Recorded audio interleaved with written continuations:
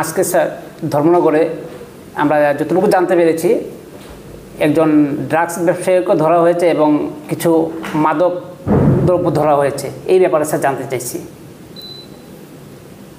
আসলে গত কিছুদিন ধরে দেখা যাচ্ছে বাইরের কিছু ড্রাগ পেডলার তারা ধর্মনগরে এসে ড্রাগ বিক্রি করে। আপনারাও দেখেছেন 10-12 দিন আগে আমরা কামেশ্বরে রাধামানি কালাম বুদ্ধ সম্ভবত তাকে অ্যারেস্ট করেছিলাম, তার কাছে পেয়েছিলাম ড্রাগও ছিল এবং বিক্রি করার জন্য ছোট বাইলগুলিও ছিল। তার কিছুদিন আগে আমরা গোল্ডেন বিল স্কুলের সামনে থেকে একজন পিডব্লিউডি গ্রুপ ডি এমপ্লয়িকে ধরেছিলাম, ওনার কাছেও আমরা পেয়েছিলাম যে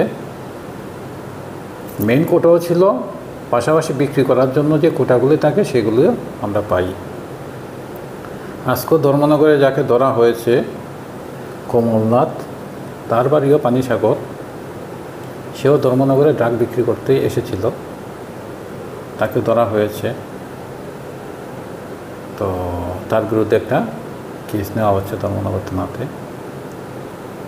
মানুষ, আমি গত কিছুদিন আগে ধর্মনগর টাউন হলে একটা প্রোগ্রাম করেছি, বাগবাসাতে একটা প্রোগ্রাম করেছি, সব জায়গাতেই মানুষকে যেটা রিকোয়েস্ট করি যে আপনারা যদি কেউ ড্রাগ বিক্রি করে, কোথাও ড্রাগ বিক্রি হয়, সেই ক্ষেত্রে পুলিশকে আপনারা একটু খবর দেবেন এবং পুলিশ যে সময় ধরবে সেই সময় পুলিশকে সাক্ষী দিয়ে সাহায্য করবেন। তো মানুষও এগিয়ে আসছেন। কালকে একটা প্রোগ্রাম আছে কাঞ্চনপুরে, সেখানেও এটার উপরে মানুষের সঙ্গে আলোচনা করব। পাশাপাশি আজকে আমরা হিউজ কোয়ান্টিটি, সম্ভবত 20 কার্টুন ফরেন লিকার সিজ করা হয়েছে।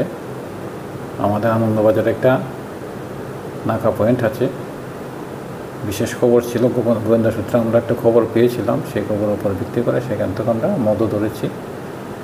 একজন লোককে ধরা হয়েছে, তার বাড়ি আসিমগঞ্জ দেখেছি, আসাম, এবং একটা বোলেরো গাড়িও সিজ করা হয়েছে।